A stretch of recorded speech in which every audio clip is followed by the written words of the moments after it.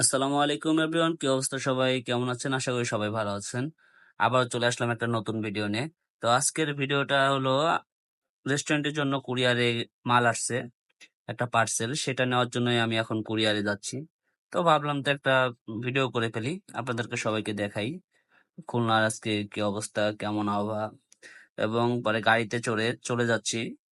প্রথমে আমাকে যাইতে হবে হলো খুলনা শিববাড়ি মোড় দিয়ে যেতে হবে আমাকে পার হাউস, মানে স্টেশন, খুলনা স্টেশনের কাছে নামবো। ওখানে নেমে তারপরে আমি হেঁটে চলে যাব পার হাউস মোড়ে। নেমে আমাকে যেতে হবে ময়লাপোতার দিকে, ময়লাপোতার দিকে যে রাস্তাটা গিয়েছে আর কি। তারপরে আমি সেই রাস্তা দিয়ে হাঁটতে থাকলাম। কিছুক্ষণ হাঁটার পরেই পেয়ে যাব আমাদের সেই কাঙ্ক্ষিত কুরিয়ার সার্ভিস, যেটার নাম জননী কুরিয়ার। তো জননী কুরিয়ারে আজকে যাওয়ার পরে একটা জিনিস দেখে হতাশ হলাম। সেটা হলো, ওখানে যাওয়ার পরে বলতেছে যে সবাই ভাঙতি টাকা নিয়ে আসবেন। একজনের 130 টাকা বিল হয়েছে, সে 500 টাকার নোট দিয়েছে, বলতেছে কেন 500 টাকা দিলেন, 130 টাকা দিতে হবে আপনাকে। আরে ভাই, আর ভাঙতি টাকা কি এখন আমার সাথে করে নিয়ে যাইতে হবে?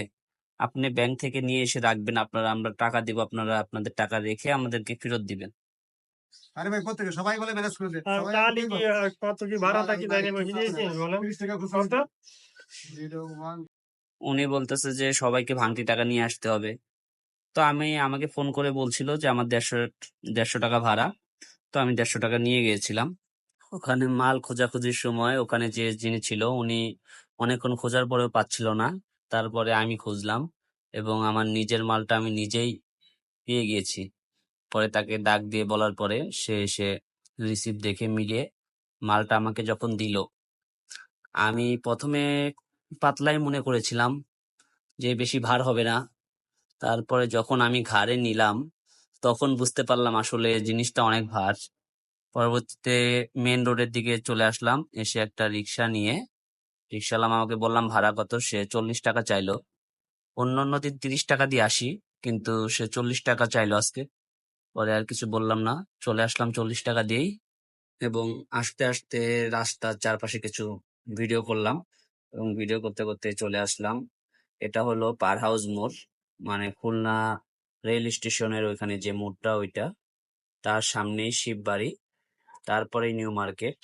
এই 3টা স্থান পার হওয়ার পরেই আমাদের সেই গন্তব্য স্থান, মানে যেখানে আমি আসবো, যেখানে আমাদের রেস্টুরেন্ট পিজাওলজি। রিক্সাতে চড়ে 5-6 মিনিট আসার পরেই চলে আসলাম এবং মালটি আবার কাঁধে তুলে নিয়ে রেস্টুরেন্টে চলে গেলাম। তো ভালো থাকবেন, সুস্থ থাকবেন, দেখা হবে আবারও পরবর্তী কোনো ভিডিওতে। আল্লাহ হাফেজ।